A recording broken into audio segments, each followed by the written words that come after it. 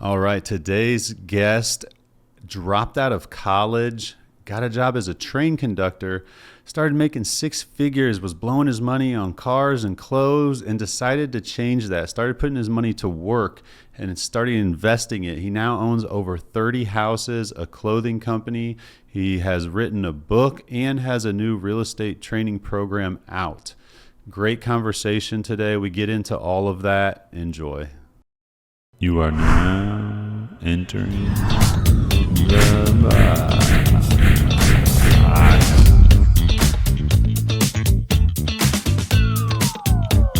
Welcome back to Inside the Box, our first podcast of 2026. And actually here at Box Media, we are celebrating our 10th anniversary, and we have decided to label that a decade of disruption. So we're excited about that, and there'll be a lot more to come. Today, I have a friend, entrepreneur, engineer, author, Santrell Carson. What's going on, brother? Hey, what's going on, man? Hey, that sounds kind of cool, yeah. But how you been? Good, man. Good. Just get back from Cancun. Yeah, man. It was a baby moon. Yeah. I didn't even know a baby moon was a real thing. She's making you do all the moons. Yeah, all the moons. Push gifts, moon. Yeah, baby moon. I found out push gifts were a real thing. I know. Making shit up. Hey, I put that out there. I put that on Facebook. Like, man, I don't think it's real, but like all the women friends on there were like, hey, yeah, it's definitely real. The push gift is a real thing. I'm like, it's like it's one of them housewife things. Like this just became popular, man. Push gift. They make anything sound cute, right? Yeah. Just to get a gift. Like, They're just making it sound hard. I mean, it is hard, but you know what I'm saying? Yeah, they had to put that word in there, make you feel bad about it. Yeah, like, good. oh, this a thing? For sure. So what else been happening, man? So let's go way back. Mm-hmm.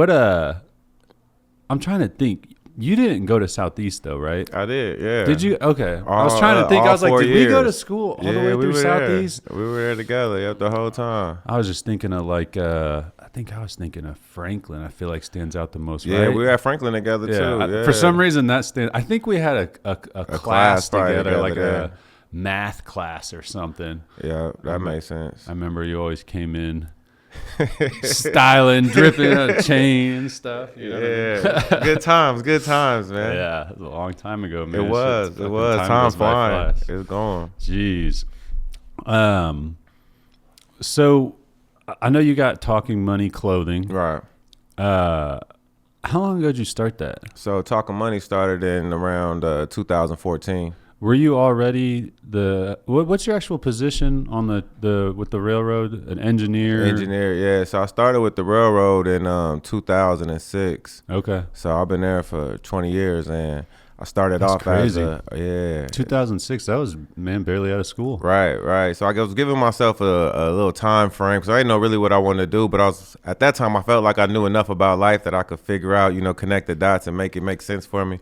How'd you pick that? Like that, I mean, it's a tough career, but it's also like a very lucrative one. I mean, you make good money doing that. Yeah. So ultimately, what happened? My brother, he ended up getting a job there, and I think I asked him for some money one day, and he was like, "I'm not gonna give you no money, but they might be hiring at where I'm working at. Nice. If you want a job." Then when he told me how much they were making, I was like, "Why am I in college I can go make this right now, and I don't have to go." And I was just like in the 13th grade, a little community college. Yeah. So I went and applied for the railroad, and I started off as a conductor, and then after that, I went to I was a conductor for about 7 years. Then I became an engineer. So I've been an engineer for 13 years, something like that. Yeah. Yeah. So. Well, that had to really kind of give you the some funds to help you start do all this other shit, huh? Yeah, but initially though, I was messing the money up. Like I was getting like, cause you're young. If you're 21 and you making $100,000, you start doing stupid shit. Yeah, and that's how like the Corvettes. And I had a Corvette. I think at one point in time I maybe had like $2,500 a month in car notes. Oh my gosh. Yeah, God, the Hummer H2 when they came out, the Corvette, a BMW 7 Series, like all of these were at the same time. So I was really, as soon as the money was coming in, I know I was living in an apartment at the time. Yeah. So I had all these cars parked outside the apartment. It just didn't really make sense. Taking up all the spots. But it was fun though, right? Yeah. It kind of was like the bling bling era. I just watched too many rap videos, I believe, and it just kind of led me to believe that I should have everything that I've seen on television. So kind of get it out of your system though. Yeah, but looking back at those checks now, and you think about how much money you were having back in 2007, you start to kick yourself a little bit because you'll start realizing what you could have really accomplished back then, you know, with the right mindset and the right ideas and just the know-how. So yeah, I always think back to just not so much money but time. Yeah, like, God damn, I spent so much time just, you know, partying, messing around, whatever, chasing girls. But it kind of builds who you are though also, right? Yeah. So you know, you also got to look at the experience. Like, I don't even know, I would want to say that I would do it different, but 21 in a brand new Corvette, and they just changed the body style to a C6. Like, you're 21 in a brand new Corvette, it feels living good. in Champaign in a college city. It was just like, you can't really take or replace those memories, right? No, So, it's good to get it out of the way when you're young. yeah. The experience is worth everything. Like, in life, you only got one life to live, so try to put it in a place where you having fun, but you also start to accomplish goals. I feel like that's what happened later on in life. You know, if you did so much at a young age, you can kind of reflect and then be able to make better decisions whenever you get to a position where you want to make life a little easier. So yeah. Did you start the clothing brand first? I left off real estate investor. Yeah, So real estate investor. Did you start buying anything, houses first, or did you start the clothing brand first? The clothing brand was first. So the clothing brand was first, and that was 2014. So I didn't even buy my first real estate investment property until 2019. Okay. So, and then it was after buying the first one, it's kind of like it'll get you in the game. Like, a lot of times you don't hear people saying like the hardest part is just to do it, right? But it's really the thing. So as soon as you get it, then you'll get the feeling, and the feeling is like, oh, I could do it now, right? So now that you know that you can actually get it accomplished, and you can put yourself in a position, and you see the money coming in, and you got some cash flow, and now you starting to get in like the idea of I could make more, right? Yeah. So the other ones came pretty rapidly after that. What made you want to start the clothing brand? The clothing brand was just, you know, like you were saying before, as far as, you know, being younger and just into fashion and stuff like that. It was really, I just wanted something that represented myself more than anything, and that I could also sell, right? So I've always feel like you should always have something to sell. So I thought my idea as far as clothing and design was pretty dope. So I was like, man, if I like it, I think other people will like it. Has it always been talking money? Mm-hmm. Yeah. Yeah. So, and that's just kind of where that came from. And I just feel like in conversation, like talking about money is something that also has been something that I've been doing for a long time too. So it just kind of flowed in pretty well, and it just kind of took off, started off kind of small, and then just like locally and going around, me and my friends with the clothing brand, and, you know, selling it to people. Just like, really, I was selling it out the trunk of my car. Like, I was just pulling up to random places. I remember one time I was at the car lot, and somebody started saying like they liked my shirt that I had on. All right, I got more in the trunk, right? So I ended up selling everybody at the car lot a shirt. You know, first I think they complimented like the ZR1 Corvette, right? And then they're like, man, what do you do? Get a tractor. Yeah. So, you know, but yeah. So then after that, that's when the real estate came in though. Yeah, like I said, a few years later after that, I still had the clothes and stuff like that. But yeah. What? When you started the clothing brand, did you right away like start buying the stuff to make them, or did you do that later? Yeah, so I know you got like embroidery machine. Yeah, the embroidery machine, like that came later. My buddy that I was doing it with initially, he invested in a lot of the stuff up front, and we had a screen printer machine. It had like a 5, and it was a big machine. But it was too time consuming, right? Yeah. So then you get yourself into it gets into, you needed like 3. It had to be 3 or 4 of us there to even really start creating. And one night we did though. Like one night we made like 100 shirts in a night, but it just became too time consuming. So then I looked at outsourcing, and then I looked at some more just you know, as far as heat pressing, and then later on is when the embroidery came in, and that embroidery machine was a game changer for real, because now I could really just have any idea in my mind and just go, and it's like a one-man band with that. I could create anything on my own as long as I got the time. So yeah, it was a real game changer with that one. So, and I only had that machine. I had the embroidery machine for maybe 4 years now or something like that. So yeah, embroidery is nice too because it obviously it lasts. Yeah, it lasts longer. Even screen printing lasts quite a while, but even still, embroidery is just like forever. Yeah, forever. It's in there forever. And then like people like embroidery a lot too, especially when I start doing like I came up with the idea to start doing the portrait embroideries where you could take a picture of you and your kids, and I could turn it into a real life image that you could just have on a hoodie forever. So yeah, those take about 100,000 stitches, so it takes a few hours to make them. Yeah, but when they come out, like people really enjoy them though, really bring the pictures to life. So what's from the clothing brand standpoint, what's one of the biggest lessons you learned along the way with that you wish you would have known from the beginning? I think what a lot of people do is it's a couple things. So I would start with the idea of seeing if you can sell something is the most important part initially, I believe. Testing. Yeah, the testing before you go out and spend $50,000 on a screen printing machine. Can the product sell, right? So I think it's a lot easier to maybe outsource initially than putting up a whole bunch of upfront money and then trying to do it that way. Or the idea of people wanting brick and mortar, right? So now you're creating a building, you create more expenses, and now you got to sell so much in order for you to just be able to break even. So then it takes away from the idea of the dream or the fun in it.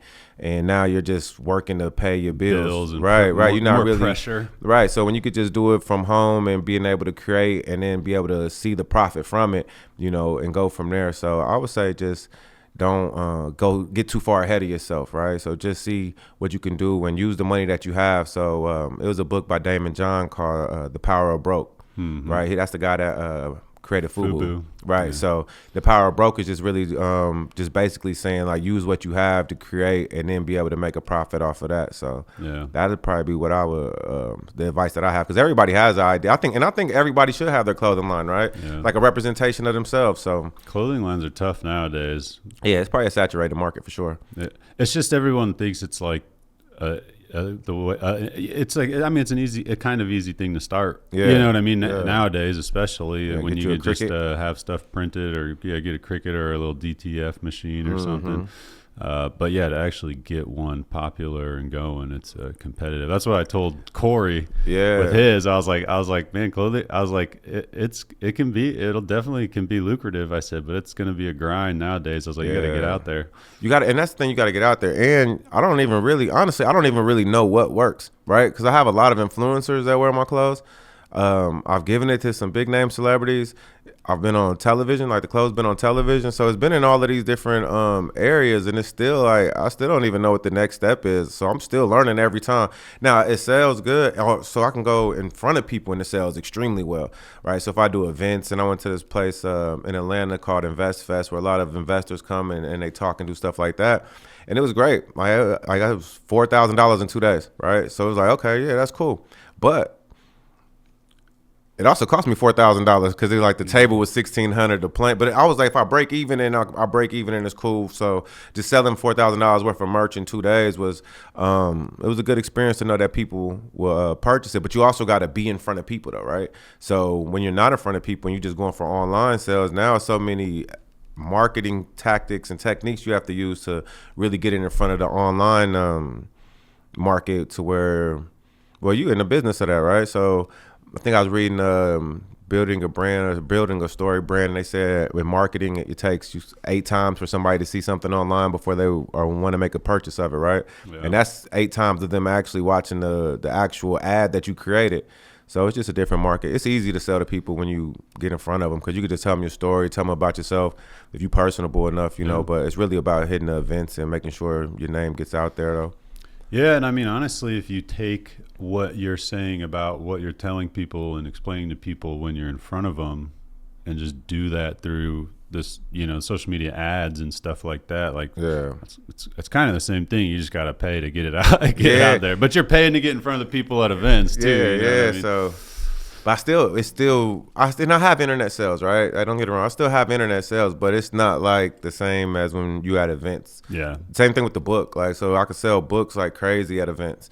Online sales, they exist, but it's still not in the same capacity in the same day. Even though you're thinking about an event, it's less people in an event than it is on the internet, right? So you can see that you got 1,000 views on something on the internet, but if you see 1,000 people, like the amount you're gonna sell when you actually got a book event is gonna be way more than just the views you're actually online. talking to them and stuff.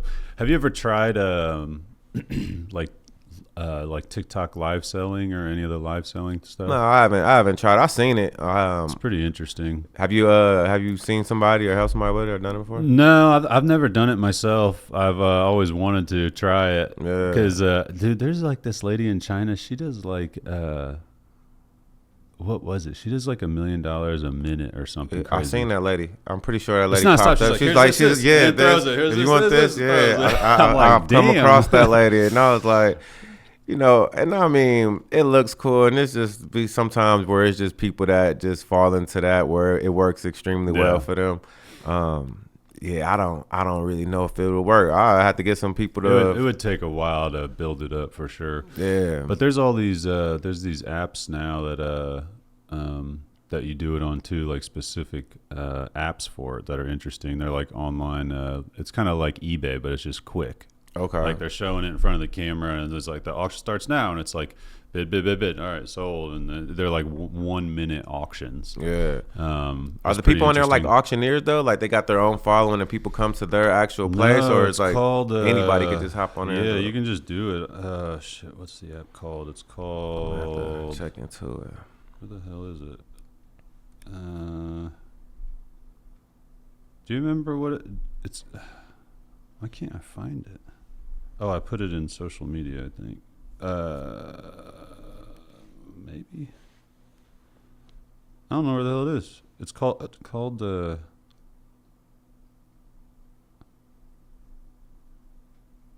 can't find the fucking thing. I swear it's yellow. I don't know. I'll let you know after this, though. I can't. It's that's cool. Oh my god, I'm so annoyed I can't find it. Anyway, yeah, it's pretty cool though. I used to, when I started this business, I was buying stuff at garage sales and flipping it on either like Amazon or eBay. And I was like, dang, I wish this existed back when I was doing that. Because there's a lot of people with stuff like that, or like toys or trading cards or like antique things. Actually, there's one of our team that used to work here, her brother goes around to like Goodwill, Salvation Army, and just buys up like all the different like cool, used stuff. And, some of it will be like Carhartt and stuff like that. And he did one, he did a big one night, and it was like $4,000 in sales, and in like an hour or two or something like that. Now he has to freaking package all that up and ship it and stuff. So shipping is expensive. There's a lot of work that goes into it. Shipping gets expensive for real. Yeah, shipping nowadays it's gotten crazy. But yeah, it's interesting. I've always, I constantly try to think of like some sort of product to kind of get into to sell, because it's just it's nice it would be nice to have something that's B2C instead of just straight B2B all the time. Right, for sure. So what encouraged you to get your first rental property? Rental property came from the idea of being able to stay financially stable in case I lost my job. Yeah. Right. So one thing about my job is that at a particular time, they were just really, they were actively trying to suspend and fire people. Like, it was like hiding in bushes and trying to write you up just as much as they could. So with that, I'm like, man, if anything ever happened to my job, I would have to change my whole lifestyle. And I like nice things. So I needed to create something that was going to be able to basically create cash flow in case loss of income. So that was the first initial thought behind getting into some real estate. And then was there something though that you decided that was the thing to do? Was it more just like looking at your time, like, okay, I could do this and I don't have to like work it, or was it did you see a video, or was there something? I'm just curious. I think it was always there, because even when I was younger though, I was like, I still had Robert Kiyosaki, Rich Dad Poor Dad on it was a double disc, right? And I used to pop that in. I used to listen to that on a CD, but you know, the time from you getting the information and being able to apply it. So in the back of my mind, it always existed, and you start just listening to everybody or reading more books, and it's just the foundation of wealth in America has always been real estate. So you got that plan, and then it's just like, okay, if everybody's saying do it, at some point it just made more sense to just go ahead and actually get into it. So yeah. What year did you say that was that you got your first one? 2019. First fourplex in 2019. That was a fourplex. Jumped right into it. Fourplex. So when I was buying my first house, I tried to buy a fourplex over here across Veterans. Yeah. And the guy he wouldn't come down on the price because it needed some stuff. But yeah, I was gonna live in one of them. Yeah. You know what I mean? And then basically live for free and rent out the other three. And it's a real good way to do, especially for the first property that you get, because you can get into like some Fannie Mae or some FHA loans. It's only like 3.5% down. And I think there was even I don't remember the rules, but I think I would even qualify for like the first time. Even though it was a fourplex, I think I could still get like the first time home buyers thing back when they had it. I don't know if they still do. So that's how it works. So with the fourplex, you could definitely get into it. So you can get into it up to a fourplex, right? As long as they don't have it parceled out different. So if they have it parceled out as individual units, then you won't be able to get into it. But you can get a duplex, a triplex, up to a fourplex, as long as it's still on the same parcel as far as how the tax filing is going. And then you'll be able to get it on your first loan. And you can get it at, like I said, a FHA or a Fannie Mae loan, and it'll be at a 3.5% down. You only need like a 620 credit score to get it. So it's really easy to get into it as far as like the idea of what you can afford and the amount down that you have to have. So, and you know, I think one of the main rules were, like you were saying, as long as you live in it for a year, then after that you can move out, and then now you got some cash flow and go on to the next property and start building it up. How many properties did you have prior to COVID? Just but that was 2019. When did COVID start? 2020. Yeah, 2019. But the housing didn't start. And the only reason I ask is because like, damn, anybody that had like, 5-10 properties before COVID, like immediately their value, you know what I mean, went up so much. It was really a crazy time. I never really thought about that until it was really a crazy time in real estate, especially with COVID, because people were still buying homes, right? So, and they started selling so fast, like they would be on the market for a day or two and they were gone, and then. Yeah, I think when COVID, but I was still buying. Like I was actively buying during COVID. So 2019 was the fourplex, and then I got 1, 2, 3, 4, 5, maybe 5 more between 2019 and 2021, and then maybe another. So you probably would have got to take advantage of that bump a little bit. Oh, I got every property I have was doubling and tripling. So it was, and it was cool, but it's always like, it's like hindsight is 2020. Cause then it's like, if I would have known, I could have done this much more and that much more. But everything doubled easily. We bought a new, bought a house and moved like right in the middle of it. And in hindsight, I wish I would have kept the first house. Cause like, I think we sold it for we still did well on it. I think we sold it for 145 or something like that. And we bought it for like 110. Yeah. But freaking like a couple years ago, it sold for like 2 something. Yeah. Or you know what I mean? It was like 200,000. I was like, damn, I would have made an extra 60 grand on that thing if I would have kept it.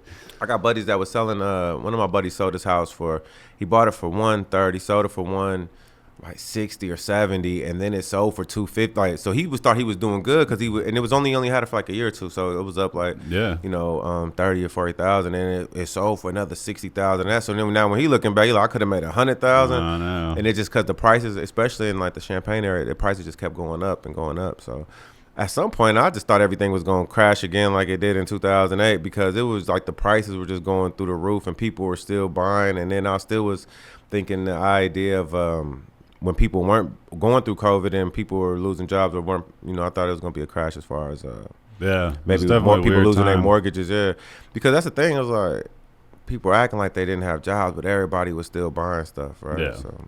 And all them checks. Man, all them checks were going out. Yeah, so it was crazy. And used cars went up. It's like the first time in my life where I actually seen inflation over like a year or two. I know. My Toyota Camry, I was like, this thing's going up in one of my most valuable assets right now. Yeah, so like I got rid of a car, and then that car that ZR1. When I got rid of the ZR1 and started getting into real estate, I thought I'd be able to get it back, right? So I don't remember what I sold it for, 60, 70,000, something like that. That car like 110 now. But it was like the next year it was, and I'm thinking like, interesting. But it was the first time I ever seen used cars. I went to one of my buddies' spot. He said, don't buy a car right now. Just raise the price on each sticker $6,000. Yeah. So I'm like, wow. But it was, and then I don't know what they had, like the computer chips. I said that they couldn't get those, and that's the reason. They just be saying whatever they want to say, man. I'm like, I don't know if I believe that or not, but I know. Yeah. And then the price never comes down. Then the prices never come down. It's expensive to breathe right now, man. Times are still. I made a post the other day because I've never added it up, but randomly that last month I added up how much we spent on groceries. Yeah. And I was like, God damn, man. So I just made a post. I was like, how much does everyone spend on groceries a month, just out of curiosity? Yeah. And it's kind of crazy. I'm like, how does people afford this? This is nuts. Yeah, I remember I was going over my budget one time, and I just seen how much I spent at the gas station. Right, you just stopping in there and you grabbing an energy drink and everything in the gas. Every candy bar is $4. I was so mad. I went in there. It was a Snicker bar. It was $2.50, and I'm thinking like, I don't even want a Snickers anymore. Like, it just made me not even want the candy bar. I'm thinking the exact same thing. We used to pay like 50 cents for. It's $2.50, and it was just like, you know what? I'm just gonna get back in my car. So it's easy to spend $15 a day if you go into the gas station like that. I don't even calculate like. Now that I charge my car, I used to do that. Like I go to the gas station, and you're getting gas, but then you grab a couple things. Something else, yeah. And like I'm like, all right, I'm saving money on gas, but I'm also probably saving a ton on stuff in the gas station because I just charge and don't go there hardly ever. It's $15 every time you go in there, man. You had $300 a month just at stopping at the gas station. So when you start thinking about your money like that, just staying away from spending the little things and adding up, or grocery store prices. I seen just the little stuff is just going up. Like everything's just going up. So. Yeah. No, it's crazy if you actually look at your spending. Like people go to freaking Starbucks and spend $6-7 on a coffee like multiple times a week. Like, I think everybody should have a budget too. I know people get scared of the word budget, but if you actually just put it down on paper so you know where your money's going, because you don't want to be at the end of the year like, I made how much money? Like, where's all this money gone? Like, how come I don't know how much money I have? Like, where is the money at that I made? It's like, just create a budget, not even to like restrict yourself. It's just so you know where it's going. Like, you should know what every dollar is going, right? Just so you could have an idea of or understanding. Like, okay, if you want Starbucks every day, that's fine, but know that you spend $600 a month on Starbucks, right? You should just know how much you spend at Starbucks, because you just going to Starbucks and not knowing, it's not really putting it in your brain in the same kind of likelihood where, okay, man, now I know I'm doing this. Or when you do feel like things are tight or you are wondering where your money's going, it's like, you spent $7,000 this year at Starbucks. So now just that understanding I think is important. For sure. And that's kind of why I looked at it, because I never really, I roughly know our budget and everything, but it's never been like I've never really documented it. And that's kind of what I was doing. I was just kind of doing a rough budget, and I was like, damn, we spend $850 a month on groceries. That's crazy. And that doesn't even include like paper towels and toilet paper and stuff. Yeah, now add in how many times you go out to eat on that. Yeah. Because then you start seeing how much it really is just on food. Yeah, and wait till you got kids. You got a kid on the way. That money goes up quick. And if you drink, then that really adds up, because like me and the wife, we used to, when we'd go out to eat, we'd always get a couple drinks or whatever, and we cut back drinking. Like, she hardly ever drinks. Right. I'll still pour a glass of bourbon or something at night every once in a while, but I've cut back on that a lot too. And just going out to eat, I feel like we're coming out positive because we ain't buying drinks no more. You like, man, this bill ain't that bad. But it's interesting. And I had a kid, a neighbor kid that was wanting to make some extra money one summer, and I had him come here and just do random stuff, trying to help him out. Yeah. And he was riding with me, and we drove past Starbucks, and he was like, God, look at that line. And I was like, yeah, that's good. That means I'm making money. He's like, what do you mean? And I was like, I got Starbucks stock. Yeah. And he's like, what does that mean? And I was like, well, like you can buy into these companies. Like Right. if there's something, and that's kind of how I've always invested for the most part, is like if there's something I really like and feel strong about and I'm a consumer of, Right. like I'll usually buy into that. Like if I'm giving them my money, at least I'm going to hopefully Yeah, reap if a you little like bit of the it. rewards, you know? Yeah.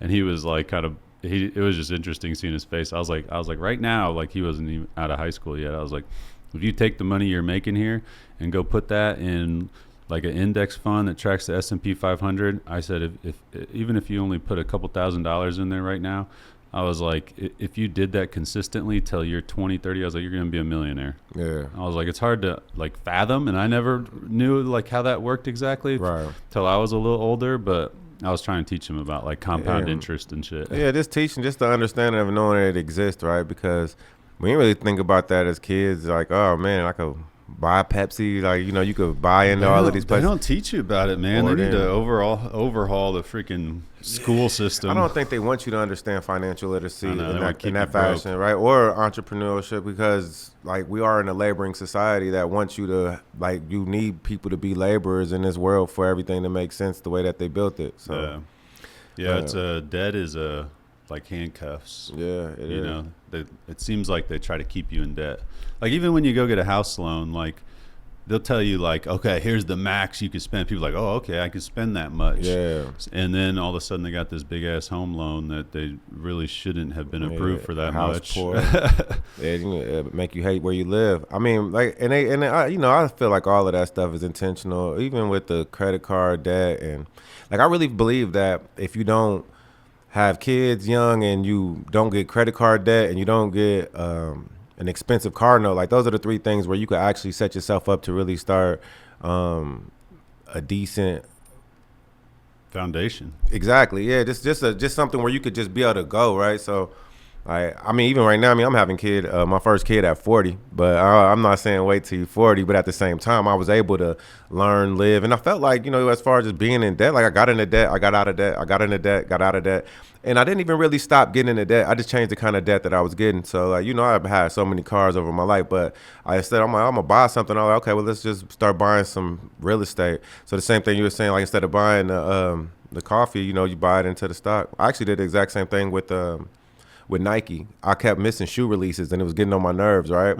So when I was missing it, like I wasn't getting picked for the shoes. So I was like, okay, I was already dedicated to spending this money with Nike.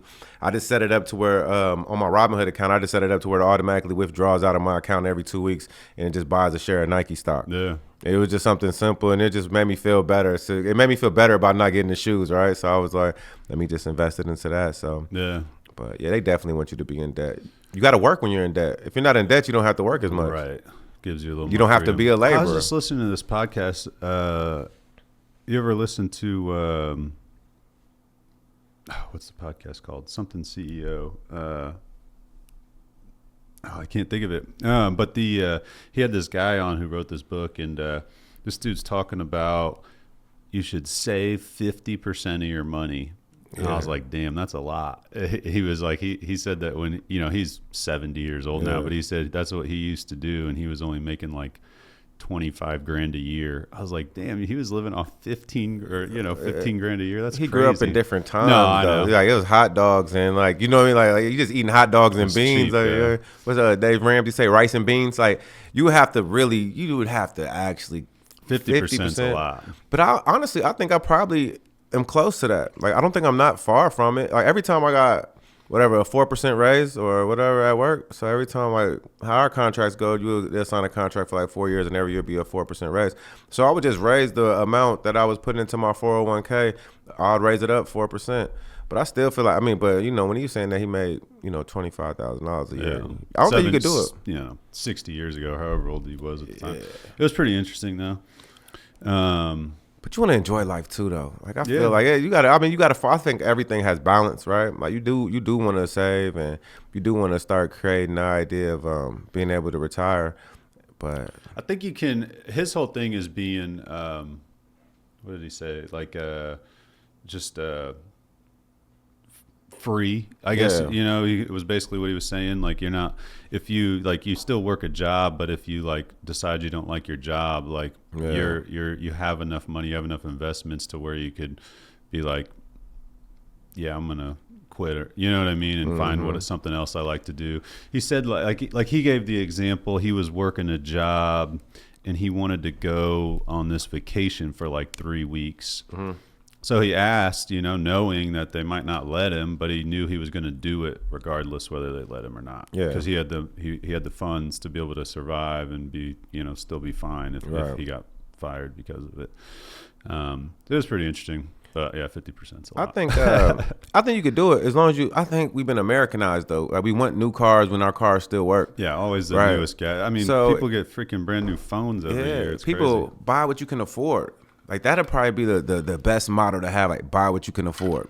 Like if you can't afford an iPhone cash, don't buy the iPhone cash. Like just buy, whatever it is, even if it's just a smartphone from Walmart. If you could afford it cash, just buy that. Like that'll probably be an easier way than trying to save 50% of everything. Just buy everything, only things that you can afford. And because the idea of going into debt is so crazy. Like the idea of a car loan, you got a car loan, so you go buy a car. As soon as you buy the car, it's not worth what you pay for it, right? And now the money that you pay for it is interest money too. So now you're paying more money for the car because of the interest on the car, especially if your credit's not great. So now you got maybe a 10% interest on a car that's worth less than what you paid for it when you bought it. I think the idea of money isn't real either though. I was just thinking about this, like the idea of like when we were just talking about stocks, but it's still all controlled by somebody. Yeah. Right? Because if insider trading exists, that means somebody knows when something's about to drop or when something's about to go up. Well, not only that, then you have these companies like BlackRock and Vanguard, and they basically control like the controlling stake of all of the top companies because they just have hundreds of billions of dollars of our money because we're giving it to them because they have these funds, but then they control it and then they basically make them do all this weird shit because they have the controlling stake. That's what happened when the baby boomers were about to retire. It was the biggest working force at the time, right? But they're about to retire, and then guess what happens? That's when all the stock dropped. So now if they do pull out, they're going to take out a fraction of the money that they had. But you almost have to do that in a laboring society because if everybody's about to retire and it's the biggest group of people about to retire, that means they're about to take this money out. So you need to lower this amount to either keep them working or to not give as much out as you would have gave. So then it's just like, okay, it just seems like somebody's pulling the strings here, and they can say whatever it is as far as why it did or didn't happen. But if you're just looking at it from just some simple just logic in my mind, you'd be like, I don't know if that's the best place to put your money, right? So yeah, definitely got to diversify. So you wrote the book The Day I Sold My Corvette. What gave you that idea? What came about with that? Really, I was just reading other books, and so before I got into real estate, I wanted to get into real estate around 2017, but I was like, I had to get my understanding, I had to get the knowledge, right? So it was something I knew I wanted to do. So I just started reading books, and I was reading books, and I never really felt like I heard my voice in the books, right? Or I never felt like I was getting the information I really wanted, right? Or so how in The Day I Sold My Corvette, I'll talk about money first. So it's a lot of just the idea of a money mindset, like your whys and what you want to know, and as far as knowing yourself first, right? Or knowing how you feel about money and why you feel this way, and then what your next steps are, and then how you're able to conquer your ideas or your goals. So it was just from really reading other books and just feeling like I didn't hear my own voice in the other books that I was reading. So I just put stuff I learned and then kind of just wrapped it up. What's the premise behind it, though? I haven't read it. Have you done an audio version of it? It is an audio version of it. So is there? Yeah, you can just download it. Is it on Audible? Yep, it's on Audible. And so you read it? Quick listen. No, I didn't read it. You got to read it. I would have had to come here with this setup. Like I didn't have the setup at home. My computer had just crashed that I was doing everything on, and it was just way easier just to pay somebody to do it, and he did it like in a couple of days and got it back to me. It's an easy listen too. It's only an hour and a half though. Yeah. So I'll check it out. Yeah. But was the premise of it of like selling? I just always kind of guessed at what it was, like selling your Corvette and using the money to do something else with. Yeah, it's assets and liabilities. It's just the idea of getting rid of the Corvette and starting getting into buying apartment buildings and houses and stuff like that though. So yeah, so that's really what it is. Like The Day I Sold My Corvette, it's assets and liabilities along with the money mindset.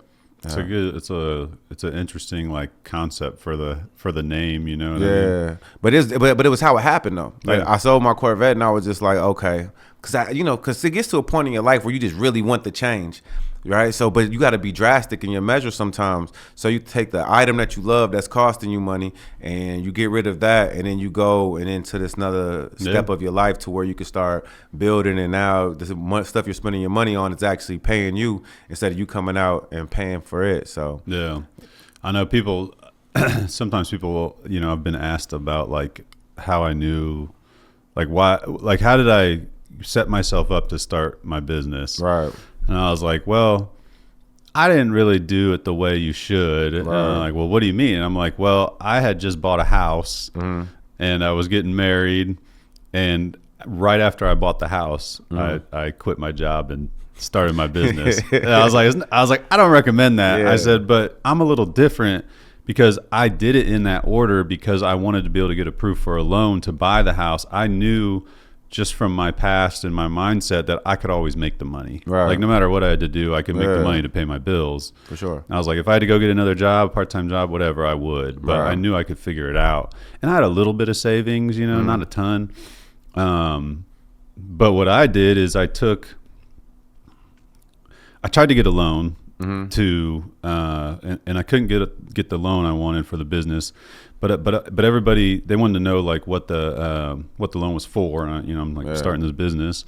Well, what I did learn is that they would give me a loan if there was something to loan against. And some collateral? Yeah, so some collateral.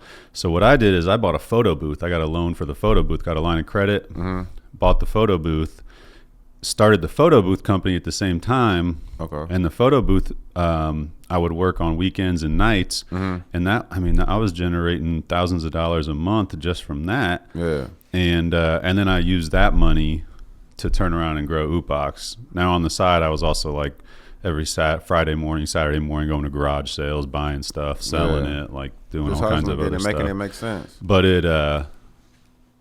but that was just basically started this other business and the photo booth company's still going. I got a partner now and he runs it and does a great job, but it still makes does a good amount of money each year. So nice. And even the way you did it though, like I would look at it as far as even though you created a life and the house and everything, and then you decided to go into your business, but it also creates a sense of you have to get it done. Gives you a little pressure. Right? Yeah. Sometimes you can put yourself in a position where when it doesn't have to get done, then it doesn't get done. But when you actually have the pressure of making sure that everything makes sense and knowing that you quit your job, it also gives you a sense of urgency. Like, man, this has to happen, and this has to win. We can't take a loss right here because in order for us to succeed, this is the plan, right? Yeah. It just gives you a plan A, so it just takes away plan B, or puts the idea of the media in the front as plan A instead of the actual job. So I like it both ways. So I just really feel like it's the person, and whenever you get into the idea, so I also create this thing called employed entrepreneur, where it's basically the same kind of idea, but kind of reverse. It was where you keep your job and then you grow the idea of your business, but you use the money from your job to fund the business, right? And in that way, it's not necessarily a safety net, it's just more fuel for the fire to keep it going, because while you're building, you still got the cash flow coming in, or the money coming in from the job. So I would say that's probably definitely the best way to do it. Just work your ass off for a little bit, which I did have like a couple little clients I did stuff for. It wasn't really much money, you know what I mean? Our theme for our 10 years is decade of disruption. Yeah. And people are like, well, what do you mean by that? I'm like, so at the beginning, starting Oopbox, like businesses weren't even on social media hardly. Right. I think like 20% of businesses in the whole country or something were on social media back then. Yeah. And of those, a very small percentage were posting videos to their social media. So I kind of saw where that was going.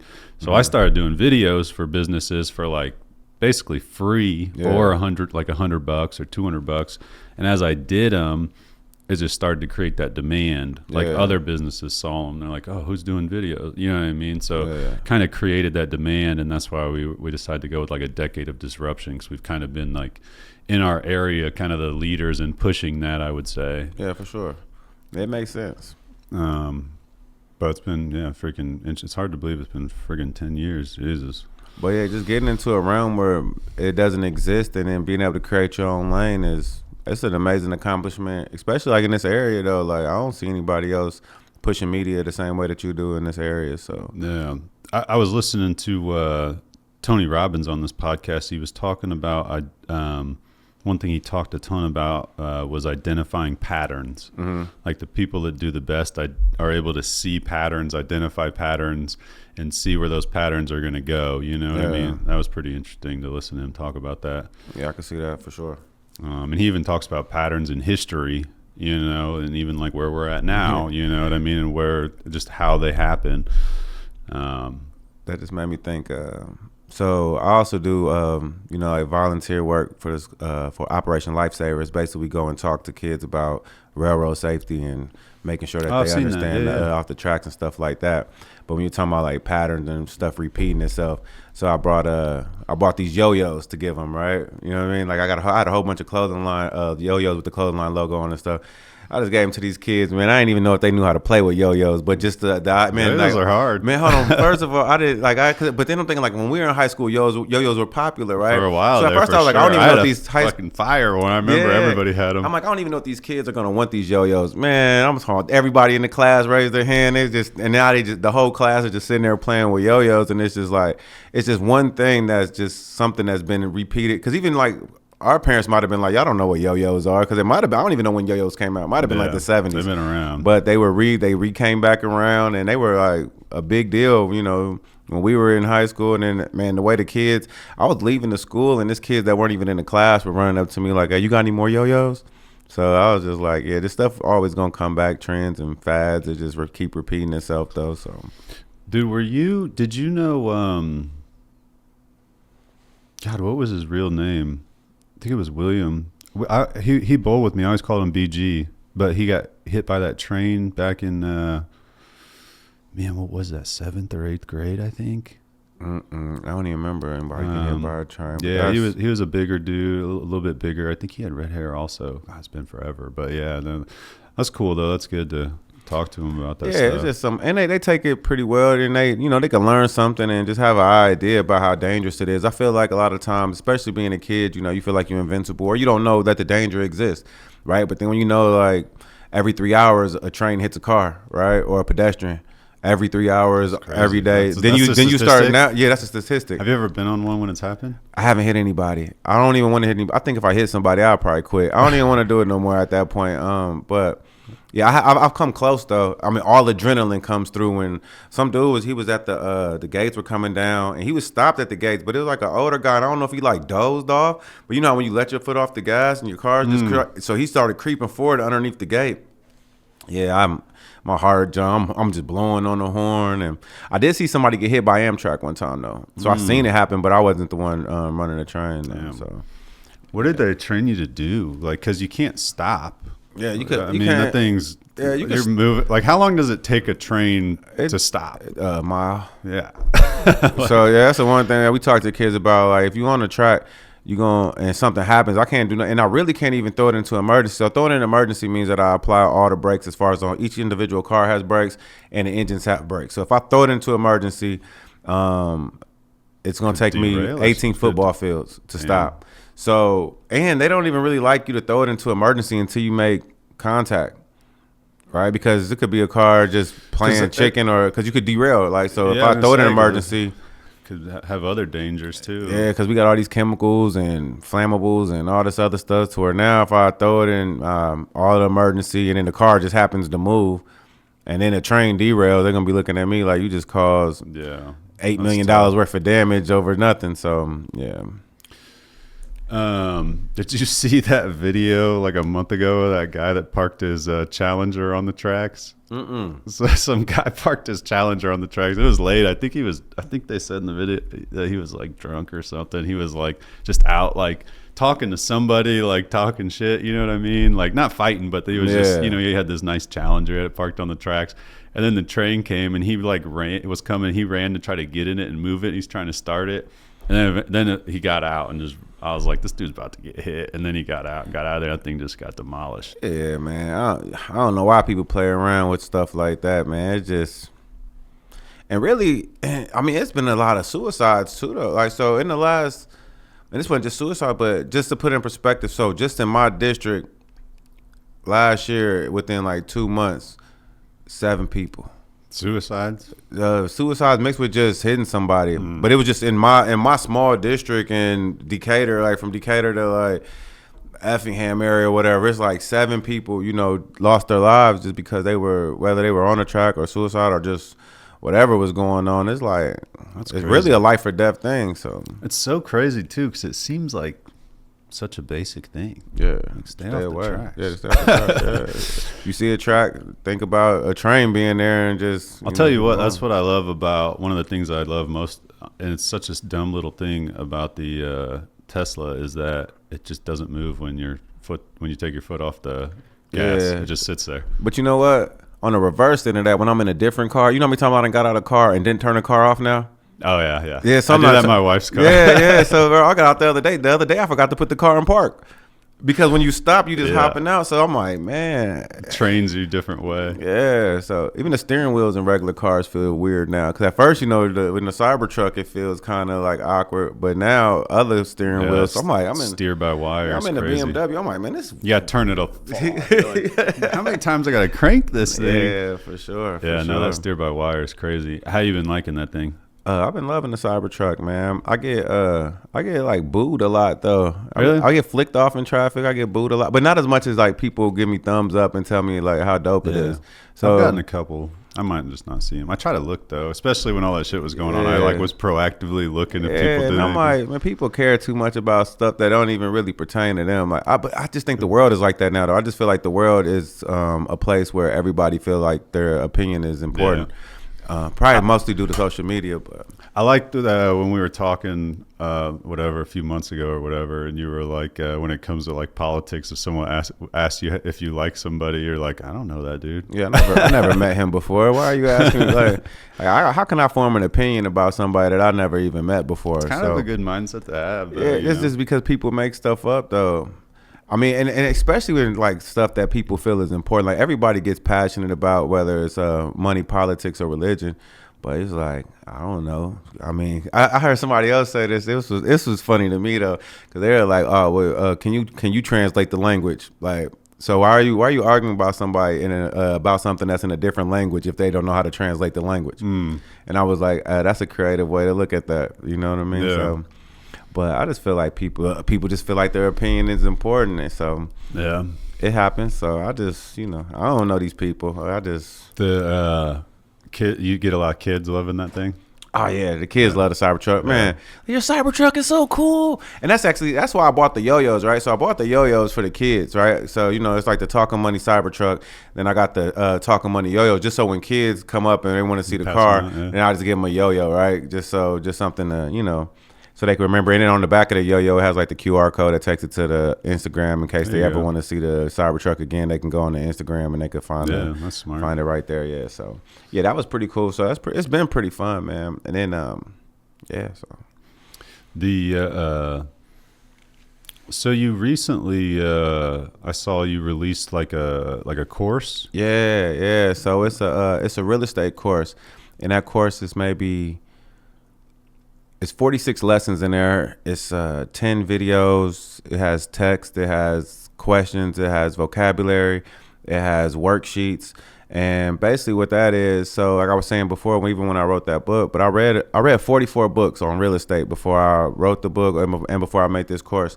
So I just took all of the information. Like there was no spot where I found out all the information that I wanted in one spot to where I'll be able to create from. I had to read all these different books. It got to the point where I'll read a whole book and I'll only learn one new piece of information, right? Which is cool because, I'm just going through the process of learning. But what I wanted to do was I wanted to create something for people that wanted to be, whether it's just your first home or, you just are new to real estate investing, or if you already got it and you just want to create a tighter system, right? So it's not a motivational kind of thing. It's really just all systems and strategic ways to build your portfolio, to create and build your portfolio just in one place. So it's a one-stop shop to where if the idea is real estate and you want to know more about it and really have a well-rounded idea of what's going on, you could purchase this course, and this course is going to give you everything that you need. So where do you get it at? Where'd you do it on? The link, I did it through Teachable. So I just have a link for it. So the link that's on social media on my page, that's the main way. But also I could just shoot the text out to anybody. I mean, if you have another way for me to make it more marketable, we could talk about that too. But right now, I just have the link. I have like a QR code. I have a link. You should buy a domain and then just forward that domain to whatever the link is. For the so domain, you could just have like is. whatever Santrell's realestatecourse.com, and then you can just tell people that, and then it would just forward to whatever that complicated course link is. So I probably could do this. I probably could just put on the Talking Money clothing website, right? Yeah, you do that too. I'm pretty sure they'll let me sync it up to the link. Yeah. So if anybody hears this, by the time you hear this, bring it full circle, man. Yeah, it'll be a link circle. on Talking Money clothing that I have the idea. I mean, we'll have the link to the course on there. So. Yeah. So what motivated you to you just you weren't finding like everything that you thought people should know? Yeah. Or So just trying to bring it all together. So the course actually happened because people kept asking me for a course. Like, so the course wasn't really my main idea or my main objective. It was really the book was. But then after people were reading the book, people were coming back to me and they're literally like, do you have a course? Like, I'd like to take your course. Do you have a course? And after you hear that about 10 times, it just starts sitting on your mind. Like, people are willing to pay me for a course because they want to know what I know and they want to be able to accomplish what I've accomplished. So I was like, okay, well, let's do this. And if we're going to do it, let's do it the right way, where I put all of the information in there to where a person could go from zero to everything, you know. So you know what a lot of people do nowadays is they do a book, but they literally give it away for free because it's just a lead generator to something else. Okay. Like I literally just paid for something that was exactly that. Like I read the book and I was like, damn, this is great. And I was like, this is going to be a lot of work for me to do by myself though. Yeah. And then they have like this whole like consultant thing that you can sign up for. And you sign up for that, and that's what they're actually trying to sell. That's where they make the money. So the book is just, you know, whatever. But just kind of an interesting thing. Or just update the book and put it at the end of the book. Yeah, for sure. Yeah, I could do something like that. Like that would make sense too, though. And the book, like how I talk about real estate in the book, I give the first couple deals that I did, and then it doesn't go deep into it, right? So I was working on another book that I haven't released or decided if I wanted to yet. It's gonna be called 33 Doors, and it's gonna go into the ins and outs of every one that I personally did and how I orchestrated those deals. So that's in the works. I don't know. Is that how many you got now? Yeah, 33. Yeah, so that's a lot, it might be like one or two less. Like it's kind of crazy though, because you know you buy one, you sell one, or something like that. It's 30. It's been 33. It might be 34. Like it's really hard. Like I mean, it's not really hard. It's just like I would really have to. I don't want to say the wrong number, but it's right at 33, 32, 34. It's somewhere. How do you keep everything organized for each one? Yeah, you know what? That's the only thing that I'm not great at is organization. But they all exist. Like everything exists. It's just in. That's my one actual my weakness, I would guess, is organization. But it all exists. It's just in different places. So I mean, as far as profits and loss sheets and stuff like that, P&L reports, they all on the computer. Do you put them all in separate LLCs? So no, I don't. But I do have some. I have multiple LLCs, right? So my ideas on LLCs, you can keep them all in separate ones, or you could keep them all in the same. It's better to. I've heard both. Yeah, so my opinion on it sounds like a pain in the ass to have all separate LLCs. You just don't. Yeah, if you had all separate LLCs, it's just like, man, what are you doing? Then you're spending $75 a year on the big money properties, right? On the properties that are paid off, right? You got an apartment building that's paid off. You want to I'll move the ones that are paid off into their own LLCs. If I owe a lot of money on them, right? Well, there's not that much loss in it because the bank is still owning 80% of it or 70% of it, right? And I only own 30%. So now if I get sued in this property right here, well, the bank is my partner in this, right? So I'm not taking the whole loss. But I also don't want to get sued at this one and then I get sued at this one and then it affects stuff that I have paid off. Mm-hmm. Now, you know, especially in the bigger unit, so you got a sixplex, right? And something happens crazy, you know, Lord forbid, but something happens and then you being sued, but they're suing you for property that you have paid off, right? But if they sue me for something that's not paid off, it's not 100% loss. But now if we get into the stuff that is paid off, now I'm losing, right? Mm-hmm. So I got some of them. That's kind of how I break it up. And then my wife, she has her own LLC. Then we have a LLC together. I got my own LLC. So we just kind of, you know, it's fun this time of year, right? Tax season. That's what makes it hard. Yeah, I would probably have more than I have if it wasn't for damn taxes. It makes it such a pain in the ass. I feel like I have money until tax season come around, and it's like, yeah, okay, let's go. You got to go pay this bill, right? So then that bill comes way too often. I feel like in Illinois, the taxes are they're not your friend, like, you know. But, no. But yeah, that's how I feel. And it's a few different other ways to look into stuff. Like I've been looking in. I just bought a book that I'm gonna check out. Like a how-to for dummies book for like for trust. So I'm gonna see how, you know, get into the idea of what that actually looks like, because I'm not familiar with it. But before I go and talk to anybody, I like to do my own research on it, so they can't. I want to have my own questions, right? Like I don't like going into situations where I don't know what I want to know, or and just just letting somebody tell you what their thoughts on it. Trust either. I was actually just talking to somebody about that the other day. One of my buddies that does financial stuff, because he has one. He was explaining to me what he did. Yeah. Trusts are funny though. You can. Like for your kid, for example, you can set all these rules that they don't get access to the trust unless they do all these things. Yeah. You could be like, all right, you don't get access to the trust unless you name your first son Santrell. That's funny. Yeah. I mean, but no, I be seeing Lifetime movies like that, right? Where you're like, man, you got to find a husband. You got to find, you got to go to college for 4 years. You know what I mean? Like, so, yeah. I mean, but I just like the information. I don't like going into places and then I don't know anything about it, because then they could tell you anything and then you have to believe them. That's kind of how, like, the real estate was also. And you got to be careful with trust, because, you know, lawyers, they want to make their money or whatever over here, over there. So I'm going to read up on it, because I really, that's the one thing I believe is, like, know your own information. Like, I think even the reason why I started being able to get loans so fast was just because my vocabulary was so vast. So I was able to talk to them like I already knew what I was supposed to know. And it wasn't that. It was just that I knew what I needed to say. Yeah. Right? So when you know what you need to say, it just puts you in a whole different category, because now they're like, okay, this is going to be good business, because you already know just the bare minimum of the idea of how the things work. But if you go in there and ask a banker, like, what all kind of loans exist, or how do I need to do this, or how do I need to do that, especially in the business world of it, they're going to be like, yeah, I don't think this loan is going to go through. Yeah. Yeah. Did you ever have any challenges with that early on, getting loans? Nah, not initially. I feel like the challenges are always challenges, like they're always there. I feel like the first loan, it was just a lot of stuff they just kept coming up with. They just needed this and needed that. But after the first one, it was just like downhill from there. And then I bought, so when we were talking about the idea of it being in COVID, and you could just like borrow money and you could take money out of your 401ks and stuff like that, and no penalties and none of that type of stuff. Like I purchased the property and then after I had the property, and also going back to the idea of collateral. So I bought a house and I paid cash for it. Right. So I pulled some money out. I bought a house. I paid cash for it. After I bought that house, I bought the house for maybe, it was like $22,000. It appraised for like, I don't even know, a lot more than that. So I was able to create the LLC also, and then I was able to use that as collateral. Now we get in a whole different game because you have collateral.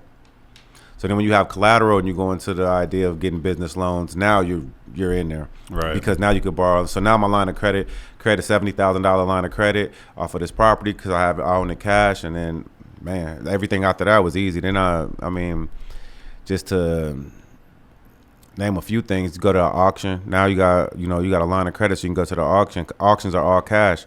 So, I mean, then I think fairly to like the third or fourth deal was the auction, and I bought a house for $52,000. I put $3,000 in it. It was like at $55,000, and I ended up selling it that same year for $98,000. And that's when I started realizing the idea of money doesn't exist in a real way in my mind as far as working for it hourly. Right, because it's like how many hours do you have to work to save $50,000? Yeah, a year for most people. Yeah, to save or it. more. You're talking about to make it. Yeah, I'm talking about to save. Yeah, to save 50 G's, how long does it take? Yeah. You see what I'm saying? So then it's like, man, but you could buy a property for whatever price and sell it for this much more, and now that's money that you could have. You know what I mean? Like you can't. You're like, if say you have $50,000, you want to turn that $50,000 into 98. What do you have to do that? How long does it take for you to do that? Mm-hmm. Even if you invested in something like a stock, how long does it take for that to turn into 98? Yeah. And that's when real estate became real after that deal, because I seen that I could turn this 55 into 98 in a matter of months with minimum effort. And I couldn't do that in anything else. I don't know another business where I could do that in that kind of fashion. So, yeah, I go to auctions, and I've done it a few times. This one house I bought for $5,000, and I sold it for $18,000. How bad was it? The house?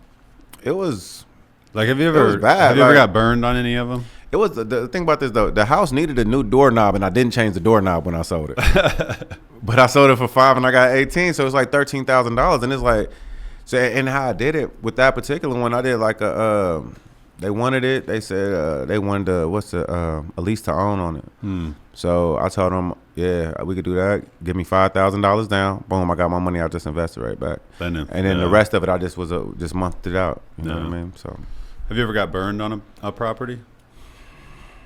Besides like not paying rent or whatever, but like when you're flipping it or anything? No.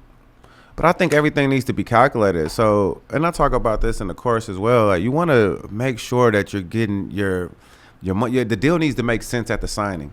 Don't get yourself into a deal where, oh, this has to work out and this has to work out and this has to work out for it to be profitable, because it's too many what ifs, right? And make sure that your cash flow is going to be enough for it to make sense for you.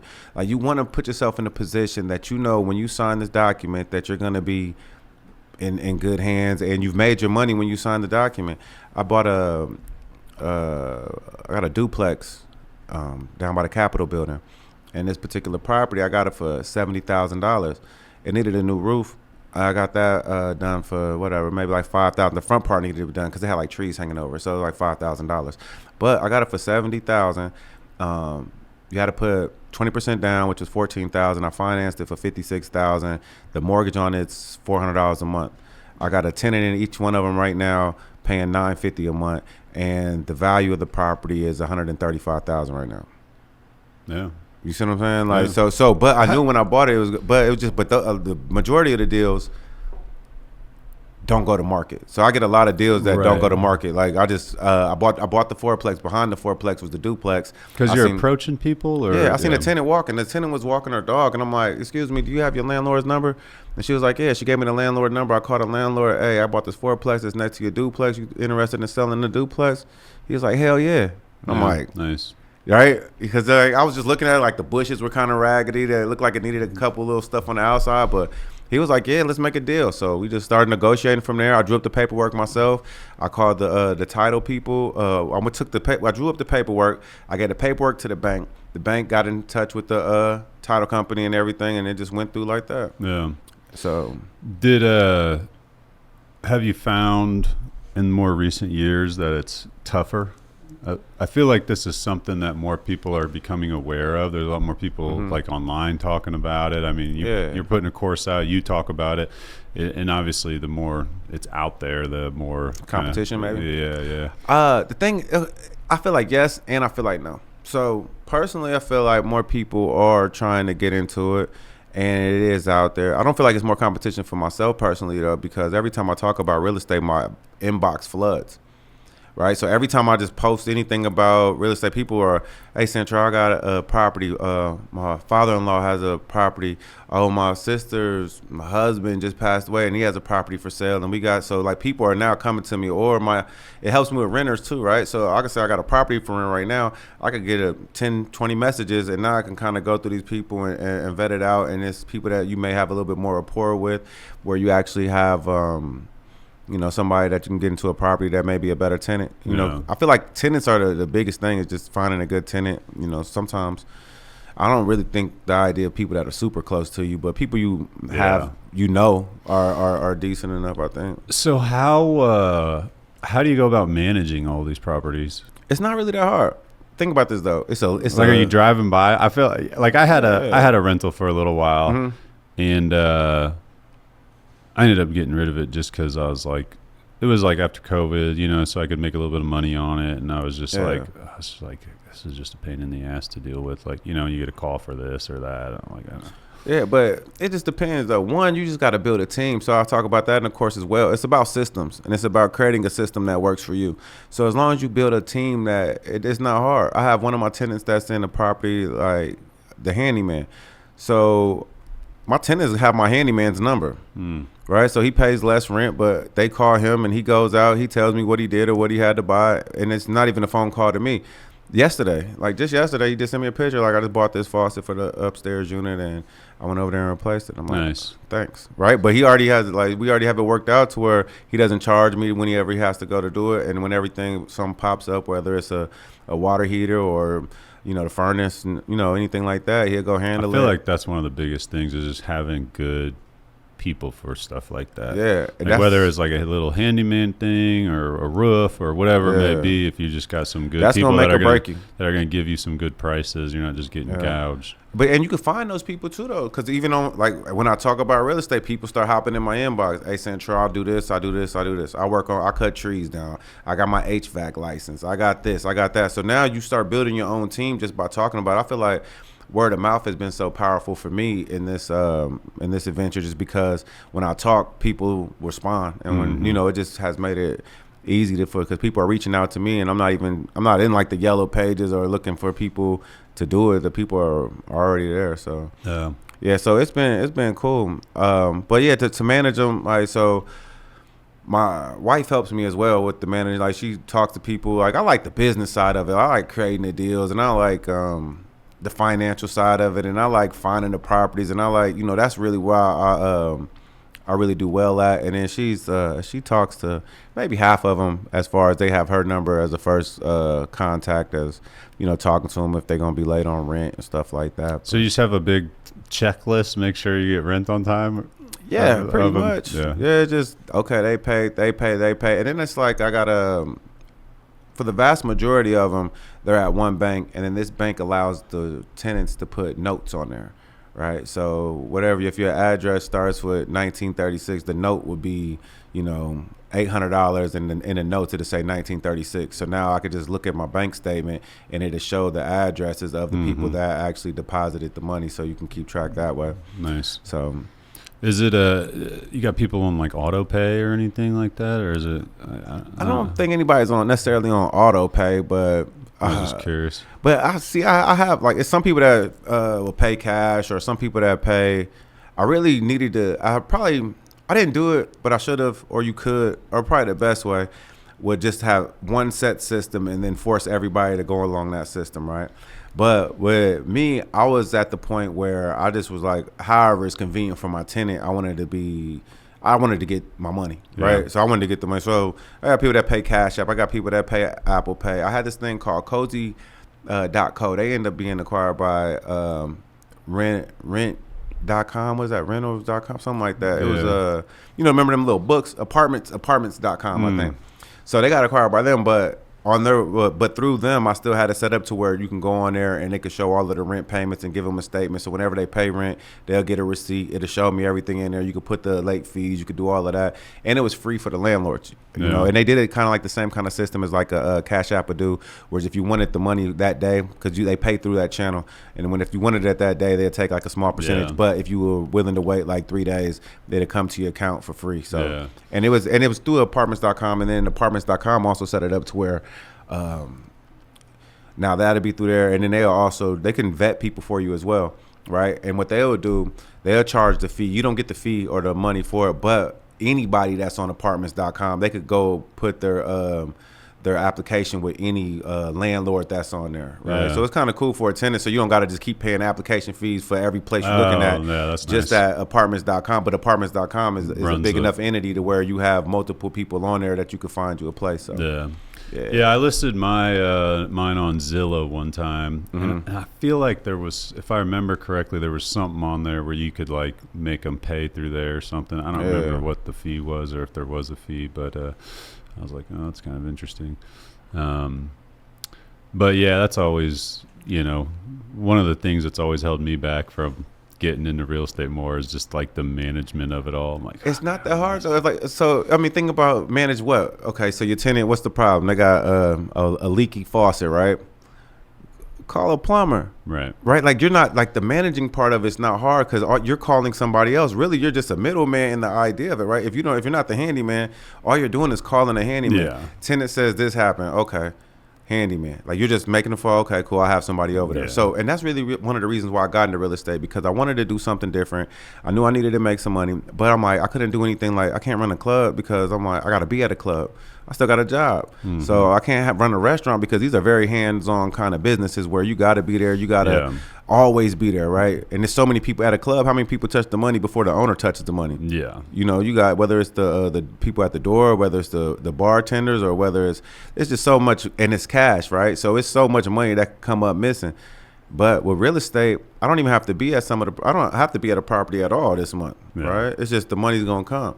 So after you buy it, now it's just sitting there and it's gonna come. And it's a tangible asset that I don't really feel like people could control the same way that they control a stock market or a stock or a company that could lose all of its value. Okay, your property is not gonna lose all of its value. It's really the safest investment, in my opinion, that you could have, because you put, even on the low end, if it's a house and, you know, whatever, it's a $50,000 house. This house probably won't gain a lot of money in as far as value, but 10 years from now, it's still a $50,000 house, right? And you've been making money off of it the whole time. Yeah, and that's what someone told me once, that it's like just basically about how much you're profiting above, like if you have a house payment on it or a note on it or whatever, like how much you're profiting above it, because that's just paying it off. So that's your like extra at the end. It's just like, what's that profit margin? And I had it to where, like, so in mine, I was getting good deals to where I was having, you know, each property was like $500 a month.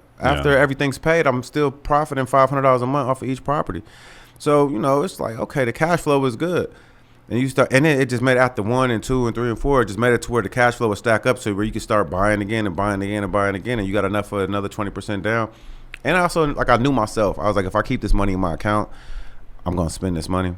And a lot of times people don't really realize that the money leaves quietly. You know, they say money talks. Like, no, it doesn't. Like, it walks away in silence. Like, you think you had this much money, and then you look at your bank account and you're like, what happened to money? You know, you're not really paying attention. So after I understood that about myself, I was like, whenever I had enough money to dive it back into a property, I'm like, well, let me just create this in equity. Like, let's put my money into assets that are either gonna hold value or gain, right? And like I said, with after COVID, everything, the prices of the properties just started shooting through the roof, and I was just like, okay, yeah, this was a good deal. Now I do feel like it's harder to find a good deal because everything has shot up in prices. So it is one of them things where if it's on the market, it's going to be a little harder. But if you could find people that, hey, I know somebody that just wanted to get out the game. Because I had somebody that just wanted to get out the game. He's like, hey, I'm into real estate. I don't want to do it no more. I don't want the hassle of messing with a realtor. I'm going to give you these houses for X amount of dollars. But you got to buy all 6 of them. Yeah. And I'm gonna give you the best deal of your life. I just want out. I just want this much money, and we can go. Yeah, that's kind of what I've thought about. Is I know a couple people that have 5 or 6 properties, and I'm like, man, if I'm gonna get back into it, I feel like I'll just approach them like, hey, when you're ready, and they're a little older, and they're probably will get out of it in the next couple of years. So that's kind of what I've been thinking about, is just going to them like, hey, when you're ready to be done, just let me know how much for all these properties. And a lot of times when you're older, they're not looking for a big payout. They're just like, okay, I've been having them for this long. Yeah, they're probably paid off. Yeah. They're just ready to cash out. Man, I was the actual real deal when I was talking about 6 of them. So I got these 6 properties from this guy, older guy, and each property was renting for $550 a month, like 2-bedroom, 1 bath, 1 car garage. But I'm like, $550 a month. Like, so like a lot of times people that had them for so long, they're not even really keeping up with the market value, right? So each one of these, the market value in the neighborhoods of each one of these houses is at $900, right? So they're not even really, they just in it just to be in it. Yeah. And a lot of people are at the age where they're going to be selling their homes. Like, a lot of people are in their retirement age, and they just, okay, I'm out the game, and they know what they pay for them, and especially if you just start knowing people that are looking out to help you out, and they just need what they need. So I think the deal still exists. It may just be harder, but if you find them, you're still good. So it's just and stuff is only. This is crazy about real estate market value. I ain't mean to cut you off, but market value is just what people are willing to pay for it. Right. So when they say with anything, it's just what people are willing to pay for. Like, if people stop paying these, it's off topic, but remember the Corvettes were so high when they first came out? Everybody was paying like $20,000 over the sticker. Yeah. I'm just like, I just wanted to buy one for regular price. You know what I mean? Like, but it's just like whatever people are willing to pay for something, that's what it's worth. Yeah. But nothing applies more than freaking art. Yeah. I mean, someone sells a piece of art for millions of dollars. Like, In that Tony Robbins podcast, he was talking about how he knows, God, who's the guy that owns all the casinos out in Vegas? What's that big red casino called? Like the newer one. It's his name. It's God, it's Encore and whatever Steve Wynn. Okay. He was talking about how he knows Steve Wynn. Steve Wynn called him up. And he's like, yeah, come to my house. I just got this piece of art. You guys see this? I think he paid like $8 million for it or something. So Tony Robbins is like, I went over there and looking at this piece of art, and it's just a big red paint, like it's just red. He's like, Steve, I could have painted this for you, and you know what I mean. But then he goes into this whole story about the guy and his life, and you know, I mean, and he making this thing and what it meant to that guy, and it's like, well, if that's what you think it's worth and what people think it's worth. Yeah, art is crazy like that. I remember I was trying to talk to somebody about the idea of what to look for in a good art piece or art to buy that would be able to like be valuable, right? And I was just like, I'm not doing this. Yeah, it's too subjective. Yeah, it's just I'm not. And then I don't even know how to. It's not like I said. I like tangible assets. I like property just because it's gonna be what it's worth. It's gonna be what it's worth. It's not the idea of. Well, you look at oh my God, I keep fucking can't think of people's names. The redhead singer dude that's on a lot of hip hop songs too. Oh my God! The redhead singer.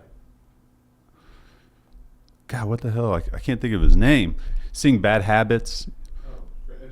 Ed Sheeran. Yeah, Jesus, I can't think of anybody's name.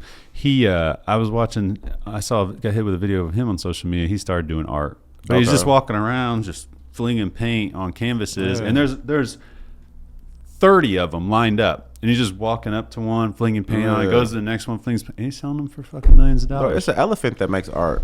It's crazy. Like it's an elephant that really be painting and people be buying this stuff. So it's like. But he does give that money, all the money from his art goes to some charity or something. But it's still crazy. Like, but it's Ed Sheeran's art. Right. It's nuts. People will pay for whatever they want to pay for. It's just.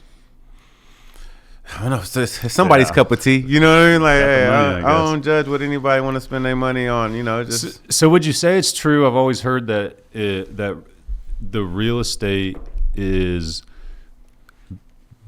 better, like when you have more properties because they balance each other out. Yeah, like if you have one house, you have to replace the roof on it. Like it takes you a long time to make that up. Yeah. So, and I think like if you want to get into the idea of real estate, you need to be in the idea of real estate. Like you don't want to play with it. Like me personally, I remember somebody telling me they were like, it's going to take you 10 houses for it to make sense. Like if you don't plan on having at least 10 houses, you might not want to get into it. And I believe it. It just depends on, but I feel like it's depending on how you structure it. Cause if you have so many and you got, you owe a little amount on it and you're not paying them, if they cash flow well, I guess, right? If they can cash flow to whatever you need it to cash flow at with less than 10, then that makes sense. But yeah, you got one property and you got a tenant in there and the refrigerator goes out, right? Okay, you got to buy a new refrigerator. That's a month's rent. Or like you said, if something go on with the roof and you got to spend $10,000, well, that's $10,000. How long does it take for you to? Now you done wasted a whole year, right? But if you got 10 properties and 2 of them are empty, 5 of them cash flow extremely well, something like a stove goes out in another one, you're still up every month. So the more you have, it's just a numbers game. The more you have, the more it's gonna go. So if you are making, I don't know, $500. Let's just say that's kind of high. Some people don't make that much. So let's say $200 and you got 10 of them now. Okay, you can add that up and you can divide what can come out of it and make it make sense for you as far as where you would like to be at the end of the year. Yeah. And like I know people that man, one person was telling me they only make like $50, $100 a month off a property. I'm like, bro, it's the wrong property. And he wasn't listening to me because I told him I'm like, don't do like this is how you need. But he was. Sometimes you get so thirsty to get into the game and you just want to get the first deal out. And I understood that too, but at the same time, it's like, man, you need to make sure that you're making your money at the beginning of the deal. When you sign the deal, because $100 is $1,200 a month profit. And let's say, anything could happen. A tree branch could fall and you got to pay somebody to go get that. Yeah. And your whole profit for the year is gone. Yeah, it's just like, no, you want to make sure, like, you just make sure, like, if you go into the idea of you don't want, just, like, start with one and get your bearings and see how you feel about it if you want to keep going. But, yeah, like, if you want to get into it, get into it. to where it's like I think the space where you really start feeling free is around 10 doors. Yeah. And that's where you'll start. And that was when I had the one. I had spent a decent amount of money having somebody like update it because it needed it. And I had 2 tenants that went through that lived in there after that update. Yeah. And they didn't fuck it up too much. Like it was still looking nice. And I was like, man, one of these tenants is going to mess this update up. So I was like, I feel like it's just time to get rid of this thing. And I kind of had the same mindset. I was like, unless I'm going to go buy more, Right. like I feel like I should just take the profits from this for now and get back in later if I want to do it. But it's different variables too, though, because it could be a property where you may not be making that much money, but it could be a property that's also going up in value. Yeah. Right. So you got to think about like the equity in the property is going to be how you get paid, because you might have a house that, like you said, you sold your one house, but if you'd have kept your first house that you just sold, if you had a tenant there, you was only making $100 a month, it's cool because it just went up $60,000. So you still made $60,000 and not paying your mortgage, and the actual amount that you owe is coming down. Right. So you can't always look at it in the sense of what's coming in my pocket is the most important part of it, especially if the property value is rising and you are paying down the principal.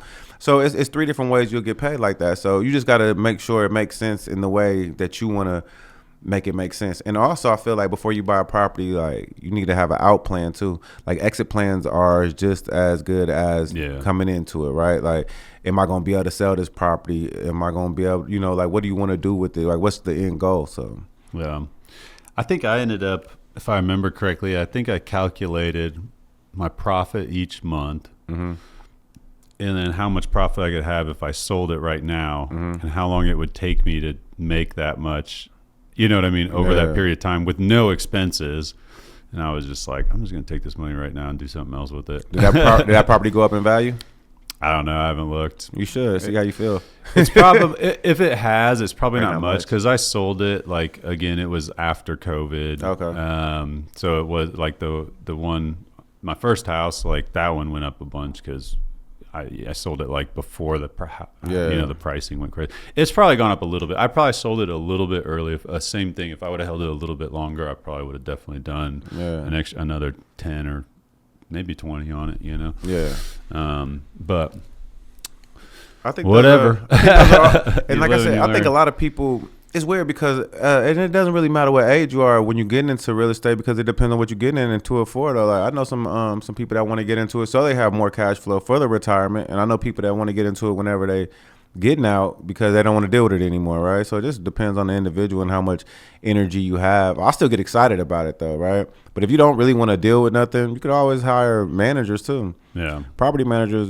They say I was about to buy a property. 10%. I was saying I talked to one. He said 10%. Yeah, and I was about to get one before, but then it was so many issues that I weren't having. Like, cause I'll go in a place, I could also renovate it or make sure the stuff is good in there, and then it's like it's properties that I don't have complaints on ever, right? So I'm like, man, I'm gonna pay somebody to manage a property where the tenant pays on time every month.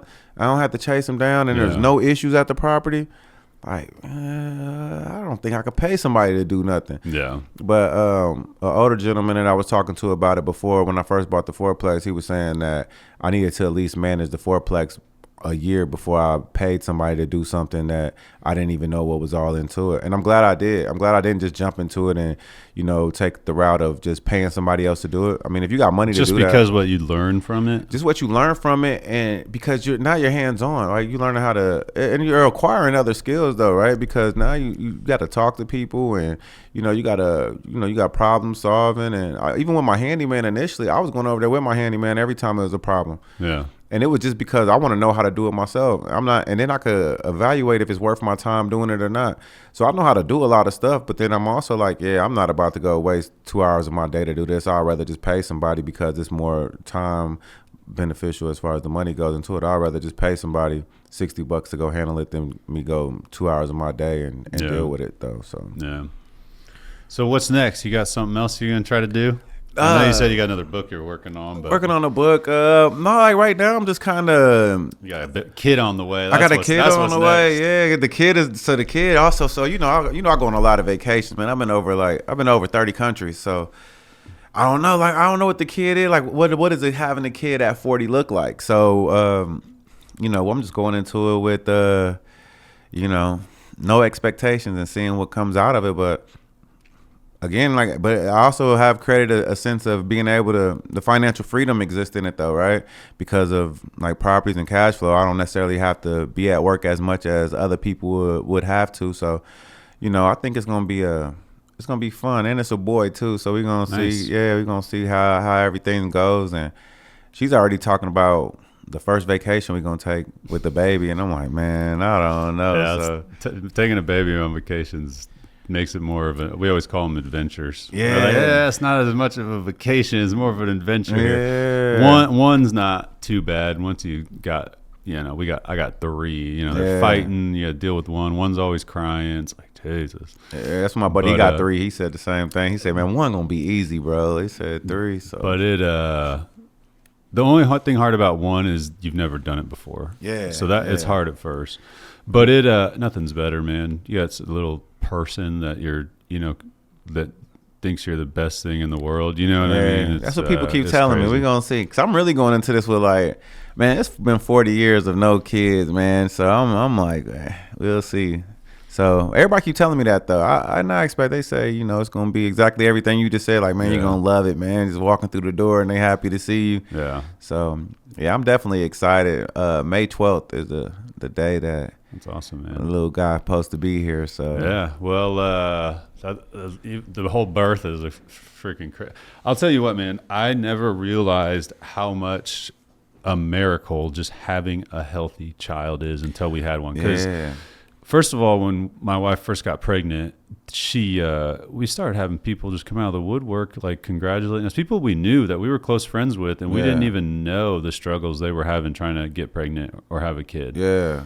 And all of a sudden they start opening up to you about it, and you're like, holy shit. And then, you know, people spending, like, I know multiple people that spent like $40,000-$50,000 just trying to have a kid. Yeah.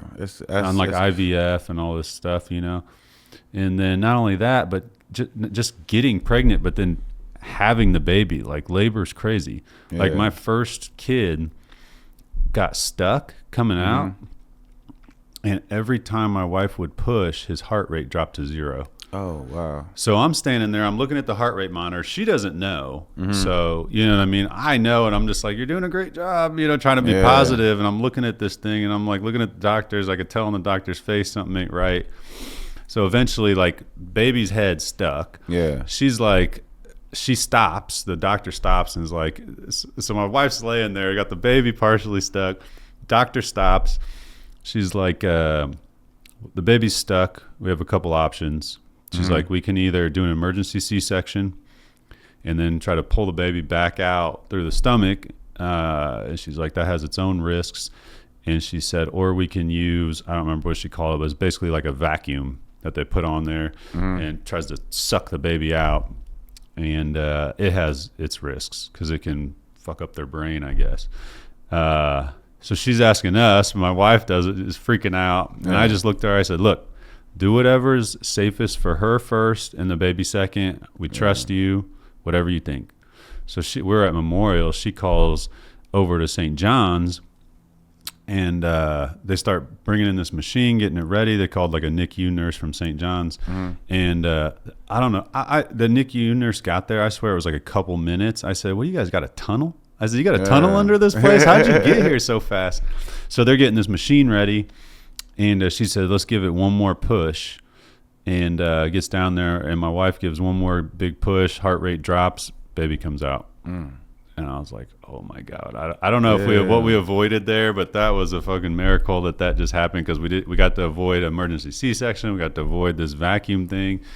And I was just like, holy shit. Yeah, that's one thing that has happened, though. Like, it's made life seem a little more scary, because you start thinking about all of the things, because now you got worries about all these complications and different things that can go on. And, you know, you go into these doctor visits, and then you start hearing other stories. And then it's like, yeah, pregnancy seems a little more scary than I thought it was going to be, because now you like freaking a giant rope in there that could basically strangle your baby. No, it'll be good, man. And my baby be spinning around all the time, though. Like, every time I've seen the ultrasound, like, it looked like he in there dancing. He upside down all the time. I'm like, I know it's a cord in there doing.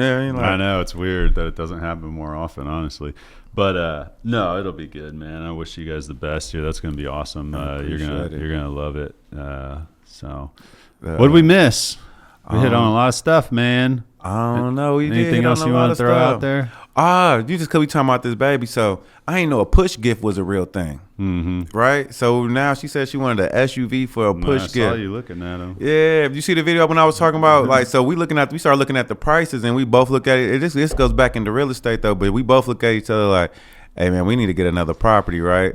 Like, because of the idea of, like, take your money, because you could go buy the car, but if you buy the car, you put yourself back in the debt, right? But you go buy that property, we could use the money from the property. So now we actually looking for another property. So that's also why the baby is coming. But we're going to get another property before we go get this SUV for the baby, just so that property could pay for the vehicle. But, yeah, man, I didn't even know that stuff was real like that. I'll tell you what, when we had more than one baby, my wife was always like, I'm never getting a van. Yeah, and that's a van? No, we got one. You got one? I made the two worst and within a matter of like a year or two, I made the two dumbest purchases ever. I bought two brand new vehicles. Oh, yeah.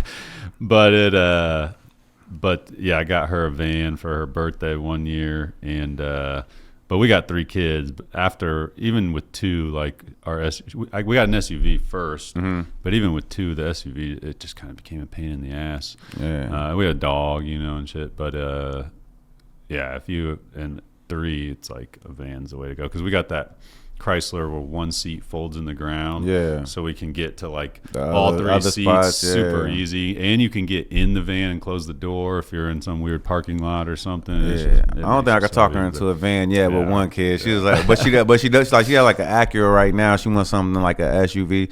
I told her, man, the baby could ride bulletproof in a Cybertruck. There you go. Exactly. Keep it cool, but safest vehicle out there.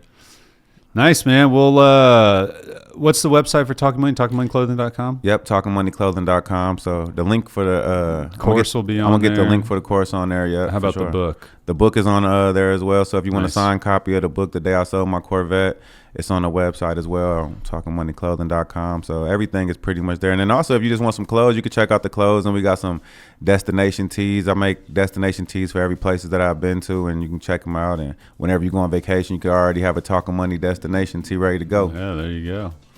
Well, congratulations, man. I bet you never thought back in freaking 7th, 8th grade that be where you're at with all these things. Yeah, I didn't think I'd be a 3-time award-winning author, but that's pretty cool. I just won a Founders Award as well in Decatur Black Commerce.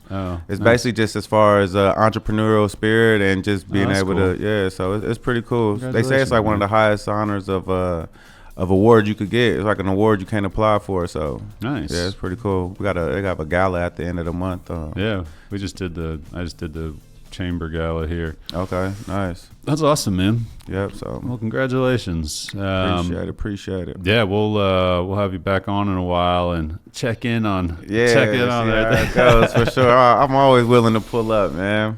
All right. Appreciate it, everybody. Start looking for these. 10-year anniversary. All kinds of stuff going to be happening. Thanks for watching. Peace.